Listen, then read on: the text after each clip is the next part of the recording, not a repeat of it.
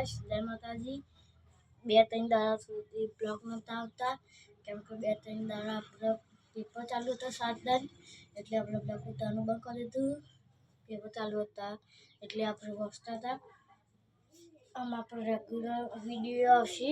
paper ચાલુ હતા એટલે વિડીયો નહોતા આવતા આમ આપણે રોજ રેગ્યુલર વિડીયો આવવાના ચાલુ થઈ જશે તો ગાઈસ ચેનલ સબસ્ક્રાઇબ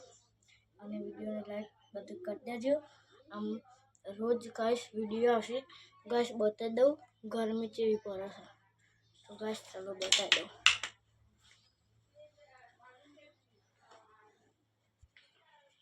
તો ગાઈસ જોલો કેટલી બધી ગરમી પડે છે જોલે